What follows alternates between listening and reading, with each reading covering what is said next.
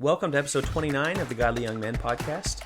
Today we're discussing something that is probably not going to be our most popular episode, and we realize that. And the reason why is because the idea of dating has permeated our culture. I think pretty much every one of my friends dated, other than maybe you and my brother, but almost everybody else that I knew was dating.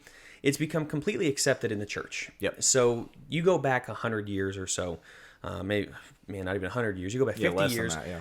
And there was a different way of doing things. But the casual dating, the 9-year-olds dating one another, the 14-year-olds dating one another, wasn't really a thing. Well, now we're seeing this, and you say, well, that's the culture. No, we're seeing it in the church as well. So we realize this isn't the most popular episode, but we think it's needed. Yeah, and we're asking the question, is dating a good idea?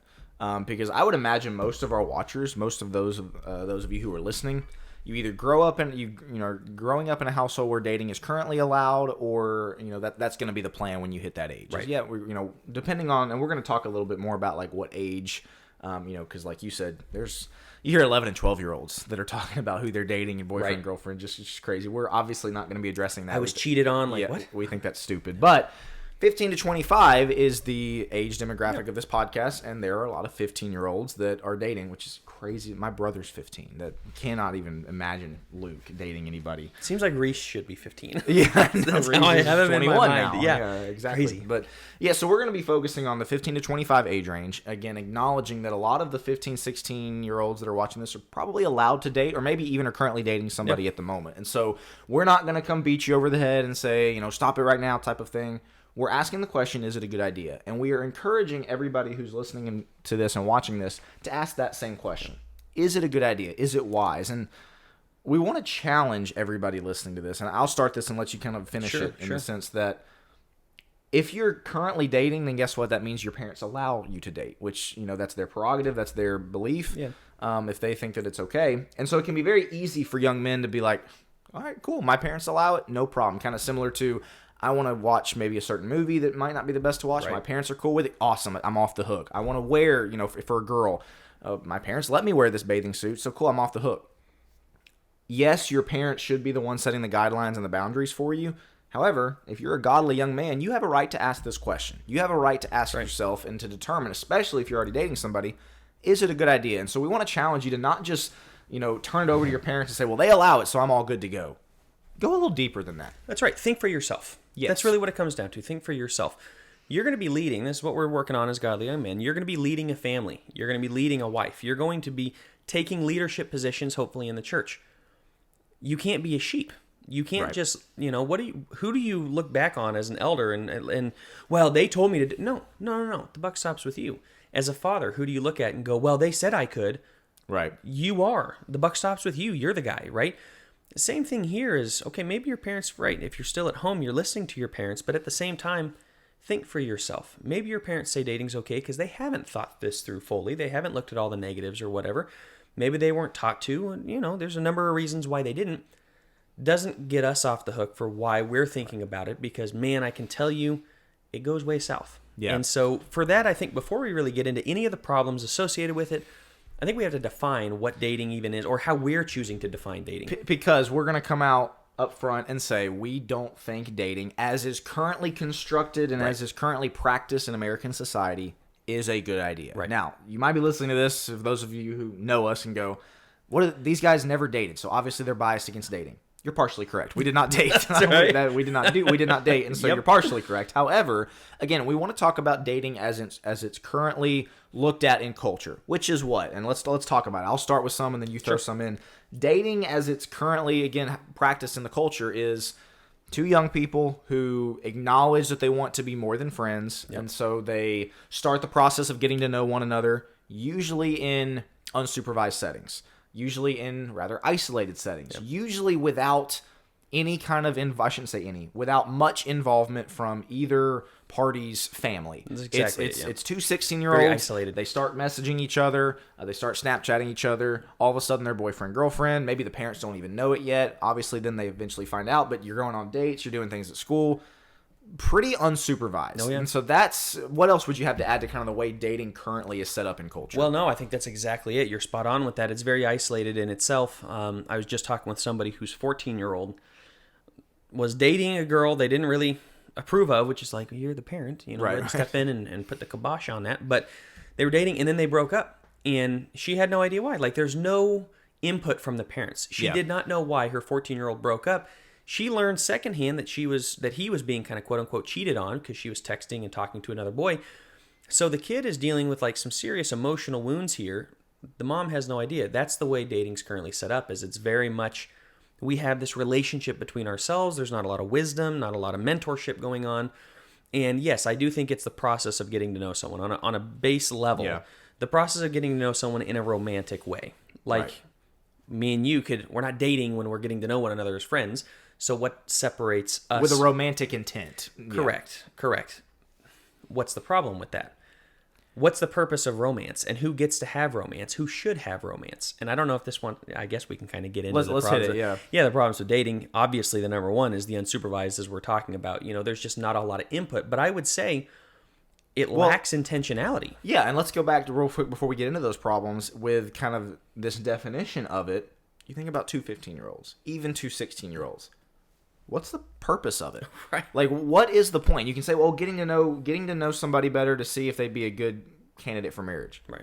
You're 16. I mean, most people I know are not getting married at 18. That's right. You know, And I got married at 19, and you know how many people told me you're way too young. People are getting married in their early 20s, and so if you're getting to know somebody for the purpose of maybe one day down the road we'll get married, that's 5 years and college down the road. You know what I mean? Consider both sides. If they are good for marriage, you got to stay pure for 2 years minimum. Right. Minimum. You're graduating high school. You don't have a job. You don't have anything lined up at 18.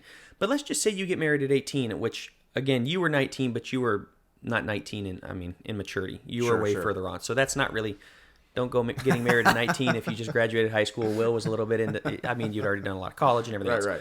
So, yeah, just want to throw that out there, not apples to apples. Either way, consider the fact that if they are the right one for marriage, you got to stay pure for at least 2 years. If they're not the right one for marriage, you break your heart. So Let's be real, too. How many 16-year-olds are thinking marriage? exactly. Most of them are not. And And the mature ones might be, sure, like, oh, cool, I can marry this girl one day. Right. That's not what And most how many 16-year-olds 16-year-olds know what they want or what they need in a marriage partner? Even if though they it's think they do, they might not. Right, which is why we're here, the Gym Podcast, right? Is Exactly. we're trying to get you prepared for that. But at 16, you are not in the state of mind to be able to prepare for marriage and to say, this is the type of woman that I want. Because the other 16-year-old, she may be putting on a complete show for you, and it's like, she's amazing, she's godly, she's all these things. Do you know how much girls, and boys too, but do you know how much girls change from 16 to 22? Yep. Like, as they get out of high school, as they get into college, and even if they don't go to college, like, that's a lot of change, life change in that time. My wife was 18 when we got married. There's a lot of life change. Trust me, I know from personal experience how much things change. We got together when she was 16. We got married when she was 18. Lots of change takes place. So I think it's foolish to think that at that age, you can even get into a relationship that has any meaning. Because once again, what's the purpose of dating? If it's just to get to know them, why are you dating? Why not just be friends? Why bring the romantic idea at all? It's because we want, if we're being honest with ourselves, what's the importance of claiming that we're dating? We want people to know that we're desirable. I hate to say it, but I really think at a young age, that's really what it comes down to. Is like somebody wants me. somebody wants me. Yeah. I'm off the market, right? Like, bro, you're 15 years old. There is no market. Like, get out. There's no you being off the market. Like, but ultimately, I do think it just comes down to, we want people to see that we are desired, we're liked, we're cared for, whatever it is.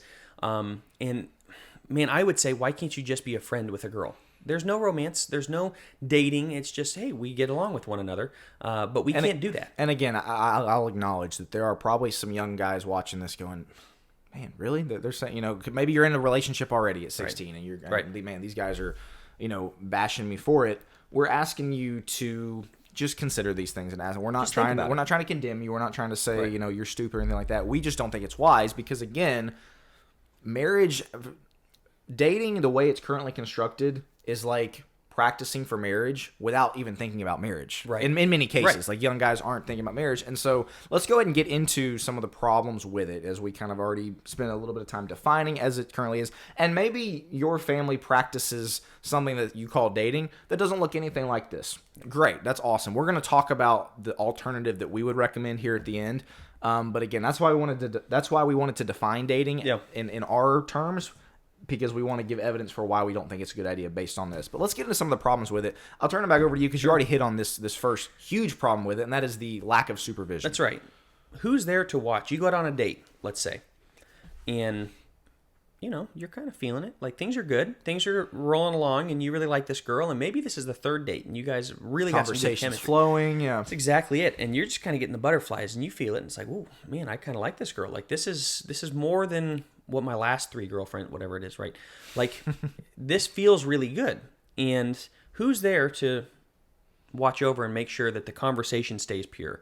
That you're not doing anything, you're not touching her where you're not supposed to. You're not engaging in any flirtatiousness that's way beyond what ought to be there. Nobody's there. So who's watching you? God's watching you. Obviously, right. That's key.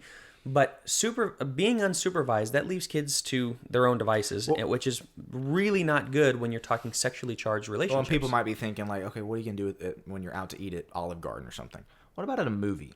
Right. At the movie theater? What about at the mall? Yeah. What about in the car on the way to the Olive Garden? There's so many, like, don't just think, date and think the restaurant. There's a whole lot of other ways that young people date these days, and in fact, a lot of them probably aren't going out to eat. It's probably other things.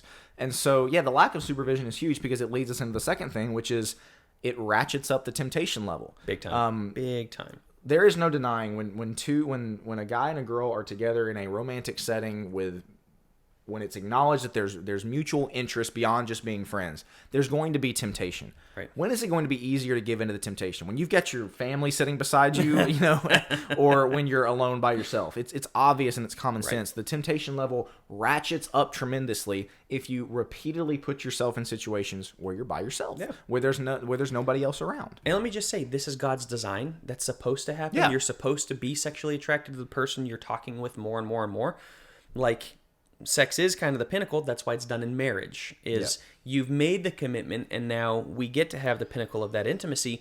Sexual attraction is going to happen. Well, look, we're not. There's the idea of like asceticism, which we deny all of that, right? And we make sure that's not the school of thought we subscribe to. Not at all. Yeah. Not at all. We realize, man, the first time I held my wife's hand, I was like, whoa, this feels great.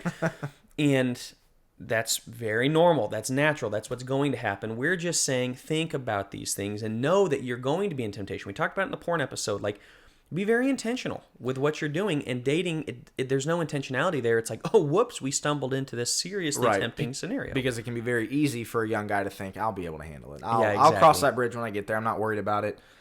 Ask just about any guy that you know when they were dating or when they were engaged or whatever. It's not as easy as it sounds.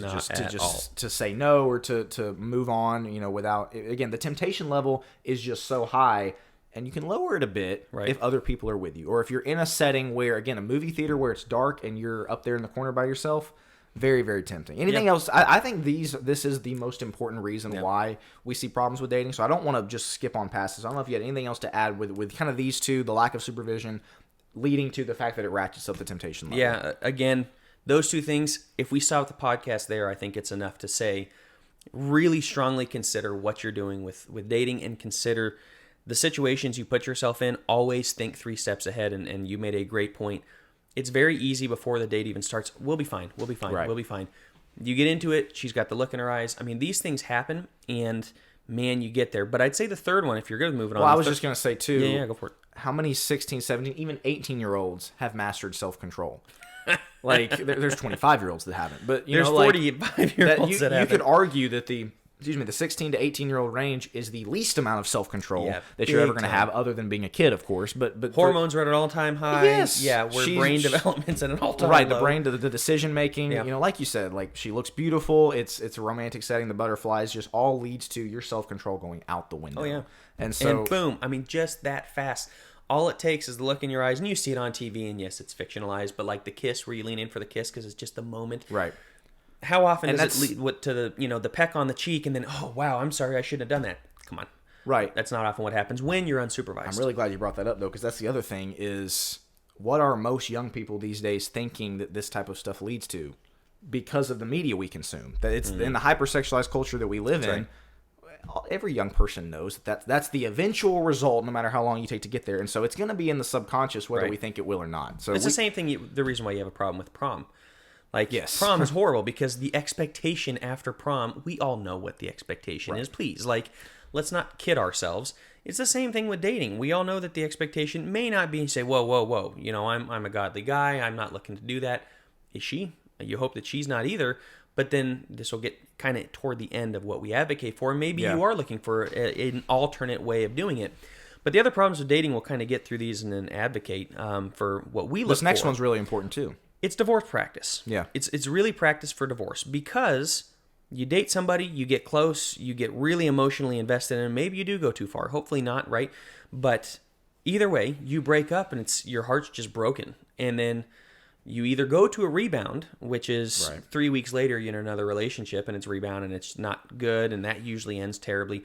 Or you wait for a while, you get into another one, you give them your heart, and what's happening is your heart's breaking into all of these little pieces, and you're learning that I can't give everybody my 100% because it'll be... Because I've already given it to somebody. Exactly, and it was shattered. And so when your spouse comes along, how easy is it to give her 100% of your heart? Right. Knowing it's not going to be shattered. Like really, really difficult after it's happened 6 times. There's 2 sides to this that I want to hit, and one of them is going to be very hard to grasp for the young people that are listening to this that aren't married, because they haven't met that person yet. But it can be...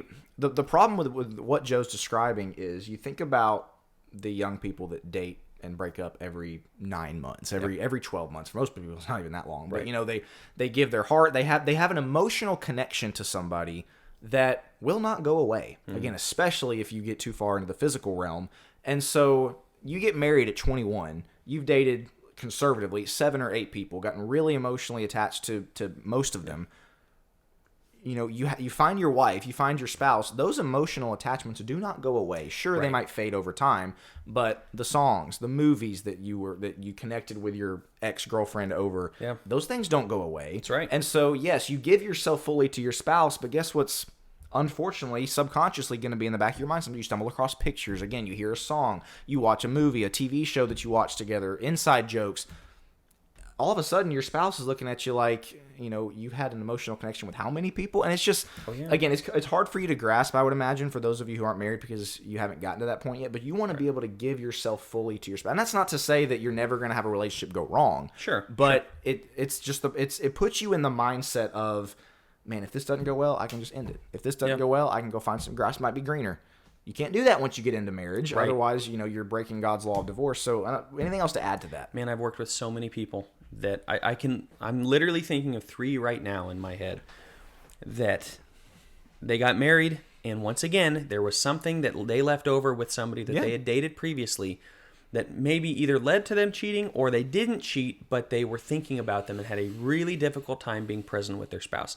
Yes, being fully open and intimate with them, but also being very present with them, because all they could think about was the other person. I'm telling you, 3 people in my mind right now, and I know I've worked with a lot more, that's the case. This is what dating gives us, is it gives us a culture of, how many people, and just a quick word on sexual temptation. When you give in and you fornicate, there is oxytocin present, which is a chemical bonding agent in the body that is intended to be given to your spouse. Mm-hmm. And it does bond you. And so the first time that you have sex with somebody, it bonds you really tightly to them like super glue.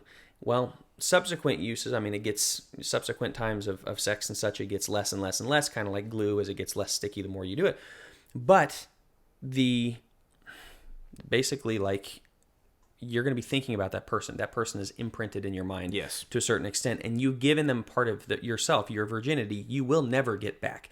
So I just wanted to say that as well. I know that's kind of on a different side of it, and we're hoping you're not going that far. And this is a dating episode, not a fornication episode, but just something to consider, especially as we're looking at practice for divorce. But to the other side, because I said a second ago, there's 2 sides of this, and I hit the first side. The other side is, once again, you're conditioning yourself to, if it doesn't go well, I can break it off. Yes. If it doesn't go well, I can look somewhere else. If I'm not committed to this person, so let me look around a little bit. Right.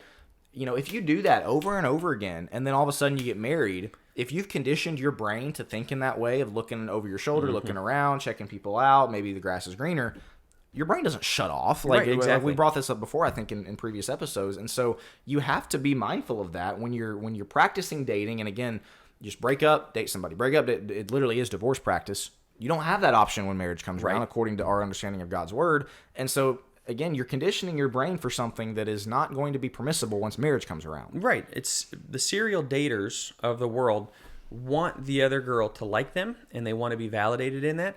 And so when you get your spouse, it's like, oh, I've got validation all the time. It doesn't really work that way, because unless you're intentionally putting into that relationship as much as you can and being completely open with them, you're putting yourself in a situation where you're, constantly wanting the chase. You want to go after somebody, and you want them to love you, and you want them to like you. And so once again, your spouse gets, the novelty wears off after time. That's and a big problem. It's contractually obligated to like me. What about other people? That's a big problem for guys, is the validation, the pursuit, almost the enjoyment of the chase, getting them to like you. Okay, and I got it. Okay, cool. I can move on to somebody else now. Right. And man, that's super dangerous. Oh yeah, and you see that again with a lot of serial daters, and you think that's an older person problem. No, there's 15, 16, 17-year-olds doing that as well. Next one, though, I'd say is unrealistic relationship expectations. Dating is fun. It's the same problem I have with things like, not to bring this in, but youth groups and such. Where it's all fun all the time. Not it's the episode, Joe. Not the episode. Exactly. But, it's a pizza parties. It's Labor Day. Right. But dating is the same way. It's a good analogy, yeah. You're having all the fun. You're going out on dates, and you're going to putt-putt, and you're doing all the things that the movies have you do that look cool and fun, and you're going out to eat and everything. Cool. But what about the real... What about real life? What about the real life? What about the day in and day out with this person? And depending on how you structure your dating life, it can really lead to these unrealistic expectations where you think you're just going to have fun 24/7. That's not how relationships work. Yeah, because think about it. When you're dating somebody, again, especially in your teenage years, this is a little different, I guess, if you're in college and you're responsible for yourself. But those who are young, 16, 17... you don't have any financial responsibility other than paying the tab at dinner. And in some cases, parents are paying the tab. Right. And so, you don't have any, you're only seeing this person at their best. You're only seeing this person at the That's time, huge, on the vacations, when they're having fun. It's like, man, if life could be like that, yeah, it'd be great. That'd be phenomenal to go to putt and get ice cream and go to a nice dinner twice a week or 3 times a week and just go on vacations.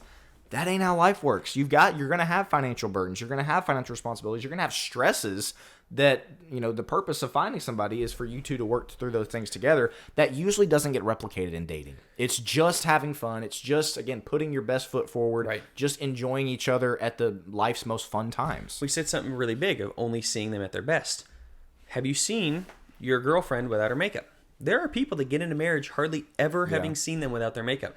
Without looking perfect. You get on FaceTime and everything's just exactly the way it's supposed to. The angles are right and you go, wow, she's hot. And then maybe you get in person, she's still hot. Love my wife, right? But you know what I mean? But it's different. Like when you only see them all dolled up and with the makeup and everything else, it was really important for me. And I actually asked my wife, she used to be really self-conscious about her glasses. She'd always wear contacts. No, my glasses look bad. I said, I want to see in your glasses. I'm going to for the rest of my life. Like, let's start incorporating that where I'm seeing without the makeup. Realistic expectations. Exactly. Yeah. Not always best foot forward. So I think that's a big one as well. I would also say marriage is not the goal. We've talked about this one, but marriage often is not the goal. And we kind of want to end on this one in terms of problems with dating, because I do think this is one of the biggest things, is it lacks intentionality and it gives the relationship no direction. And so it's just kind of like, hey, we're here to have fun. And then we wonder why we have fun sexually and get in trouble is because there's no other way to go. Exactly. Well, I'm not really ready to marry you. I mean, that wasn't the intention. But I also am very, very emotionally close. And part of being emotionally close is the sexual tension rises, which again is normal. That's God-given. But when those things happen, we're always shocked when we get into problems. It's like, well, you didn't have any goal with the relationship. That's one of my biggest problems with dating. Like, what's the purpose of this? Where are we going with it? What are we doing? And then the girl gets frustrated because, like, we've been dating for 5 years and he just won't commit, right? Well, it's like, man, he's having all the fun in the world. Why would he need to commit? There's no expectations. There's no realism here, like of what's supposed to happen. You're just continuing to have fun, especially if some sexual things are involved. Why would he commit, right? You'd set off on the foot of, man, we're just here to have fun. He's continuing to have fun, but at some point your mind switched to, I don't want it to be fun. I want there to be commitment. His mind didn't switch, and now there's all this tension. Right. That really hurts relationships. I would encourage everybody who's watching this, let's say you have not started dating yet, do not start until, and we don't want to say until you're ready for marriage, because that's, you brought up before we started recording that, like, look, you don't have to be making 120 grand a year or have completely finished college to even start thinking about marriage. We're not saying that, but you need to have marriage as the goal. You need to have marriage as the purpose, as the intention. And if you do not, you're not ready to date, and you should not date. And I think that's the biggest thing with this is if you're 17 years old and you've got a plan for your future and you know that I'm going to be able to take care of myself and my spouse in 2 years at 19, I personally would be fine with somebody at that age, starting that process. Sure. Most 17-year-olds are not. If it's like, oh, I got to get through college and I got to get my career started, that's 6 years down the road. You probably shouldn't be dating. And again, that's counterculture. That's not going to be popular. A lot of you listening aren't going to listen to us. Right. We understand that. But let's get into why we advocate for something different. Why we are not big fans of it. We've already hit on why we're not big fans of dating. Why do we advocate for something different? And it goes by a lot of names. Intentional dating, I think, is the way we're going to describe it. We're talking about courtship is a word that's used. It's got some negative connotations. Gives a lot of people like, oh, that's from the 1800s. Right. Like, we don't care what you call it. Right. But look at we define dating and the principles of dating right now. What we're about to describe, again, forget the name of it and call it whatever you want, but think about the principles of it. That's what we're going to end on. So get us into some of that. What do we advocate for that's different? Intentional dating, whatever we want to call it. Right. First things first is intentionality. I mean, you have to be more intentional about what you're doing. Why we call it intentional dating is if I'm intentional about staying pure, what am I going to do? I'm going to have people around me. I'm going to be supervised. I'm not going to be alone in a lot of tempting circumstances because I'm very intentional about marriage. So I know where I'm going with this, but I'm also very intentional about staying pure, and I'm very intentional about keeping her pure. I'm intentional about us establishing good communication patterns. Like the problem have a plan. Exactly. The problem with dating is it's so loose. It's like you can't call anything out. You're not really working toward better communication because who are you to say that to her? You guys are just here for fun. Like, no, but we're looking toward marriage, and I'm intentional about this, and so I can say... Which means I want to know how you communicate. Exactly. I want to know how you handle stress. And I don't appreciate that, right? I don't appreciate this way, and I don't... And what if we did it this way? When you are intentional about things, you're way more likely to call things out because you realize this has an end goal of marriage, and I want to make sure we're going to be the most healthy couple we can be by the time we hit that. So first things first, that's why we call it intentional dating. Intentionality is huge when you're entering into a relationship. And you as the guy have to set that tone. Right. It's not saying it's not that the girl can't, but you as the guy, if you're going to be the spiritual leader, you have to set the tone. You have to be intentional with the way you lead your family. Why don't you start before you start the family with the intention? We've already hit on this one as well, but why we advocate for something different in intentional dating is because there's simply less opportunity for temptation if you are getting to know somebody within the context of being surrounded by other people. Yep. My wife, I don't know if she watches these or I think she does actually, so she'll get a laugh out of Shout out Rachel. Shout out to Rachel. This was her least favorite part of the way we did things. She hated that we always had to have somebody with us, and which we did. We didn't go out to eat by ourselves. We barely rode in the car together by ourselves unless somebody was following or whatever. But most of the time, we had one of my siblings in the back seat, right? And she hated that because she wasn't used to it. She didn't grow up that way, and so she was like, "Why do we have to do this?" Now she understands. She gets it because it's not that the temptation's not going to be there. Right. It's just that it's way more difficult for you to give into that temptation when I've got my 8-year-old brother in the backseat or my 12-year-old brother. I don't remember how old Reese and Luke were. But you know what I mean? Like when you're getting to know each other and having fun and flirting with each other at the kitchen table with your family, it's a little bit different vibe than, again, if you're across the table at a restaurant. Yes, it's frustrating. Rachel's right. It is frustrating. I was frustrated at times. Yes, exactly. Me too. I mean... It is frustrating, but it is a sacrifice that we have to be willing to make in order to maintain purity and to not just let the mindless dating take us away into things we shouldn't. So like you said, one of the reasons we advocate for something different is less opportunity for temptation, regardless of how frustrating. Same thing in porn, right? You sometimes have to delete YouTube off your phone or whatever. Yeah. Is that insanely annoying? Yes, it is. But sometimes that's what's necessary to keep us, pure. I would say the other reason that we advocate for something different is we're more involved with our families. And I think this honestly bodes better for a future relationship. Yeah. This sets the tone where, Lord willing, we do get married. I have a really good relationship with my in-laws because it wasn't just me and her going off on doing our own thing. Yeah. I had to include the family because they were there and because we did a lot of family things. Now I'm closer to her mom. I'm closer to her dad. I'm closer to his siblings. And in the process, you also gain some siblings, which is really cool. I mean, I've got, my wife is oldest of 7, so I've got like a lot of new siblings. Yeah. I was youngest of 4, so I wasn't the oldest to anybody, and that's kind of a cool dynamic. And so I appreciate the fact that we were able to involve the family more, and our families were able to grow a little bit closer rather than just us two being isolated. Right. And this is one that, again, a lot of young people are, man, my parents are so annoying or whatever. Right. Like, we get that is a struggle with a lot of young people. However, you're just going to have to trust us on the fact that it is going to bode so much better for you, as you just said, for your future relationship if you don't do the whole, oh, all right, me and her, we're going out, we'll see y'all later. I mean, you hear stories about parents that don't even know who their kid is dating until 6 months in, and it's like, that to me is more of a what's the word I'm looking for? More of a judgment on the parent. Like Yeah. you should be the one knowing.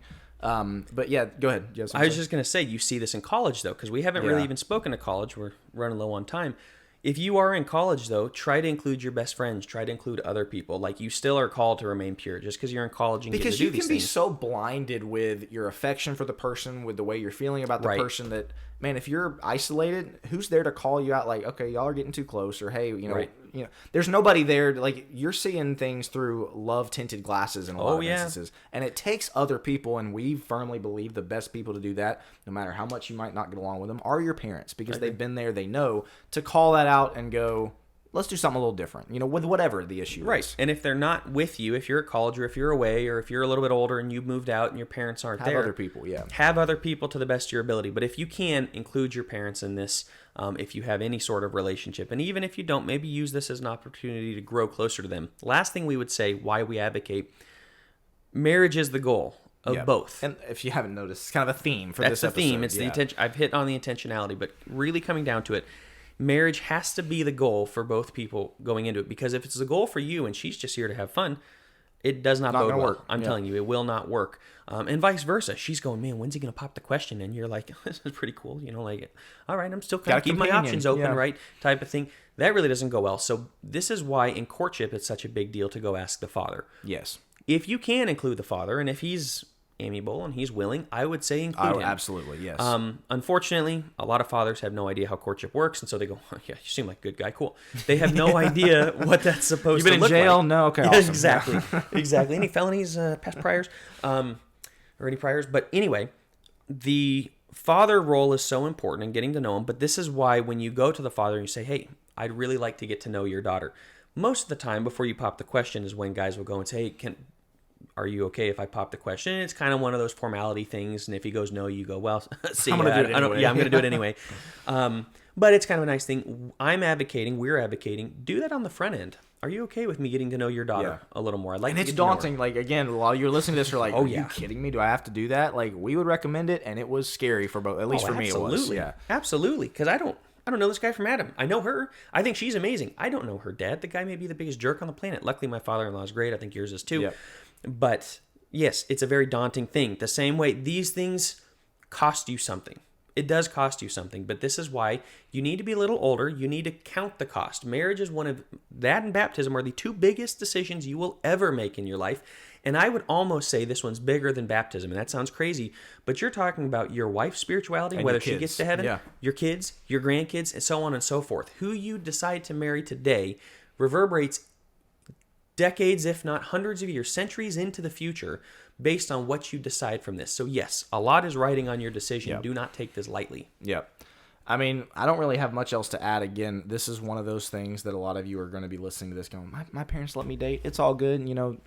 My parents set the tone and they say I can date. Again, we would just challenge you to ask these questions and to even if your parents don't ever get on board with what we're talking about, you set the boundaries. Yeah. You decide, you know what, we're not going to be alone at this movie theater. We're going to, and again, it's going to be tough because the temptation is, I want to be alone with her. Why would I want to bring my sibling or another friend with me? As godly young men, be different. Don't be like the world. Absolutely. In this. The world is, and the church, unfortunately, in so many cases, is totally fine with unsupervised dating. Is it a good idea? We've clearly laid out that we don't think it is for all these reasons. So we're just inviting you and encouraging you to ask that same question and to really, again, set the boundaries and set the tone for your relationship, because you're going to have to do that when you marry the girl or when you start your family. You're going to have to be intentional. Start now. Anything else that you would add to that? I think it's a perfect way to wrap up. You want to preview next week's episode? Yes, kind of a part 2, and something that Will really took the outline for this one and did a fantastic job. Next outline is going to be, how do you treat the girl once you have her? Once you're in that relationship, How do you treat her? We talked about how to talk to girls. I don't remember the episode number, but go back and watch that if you haven't, or listen to that one. We're excited for this next one too. It's kind of a part 2 as to what kind of guy are you going to be. There's multiple guys, quote unquote, and how they treat the girl. We're excited about that one as well. That will be episode 30 as well. That's right. So about to hit 30. That's man, crazy. 3-0. That is nuts. But yes, stay tuned for that one. So thank you for checking in. Anything else? That's it. All right, that's going to wrap up episode 29 of the Godly Young Men podcast. We'll talk to you next week.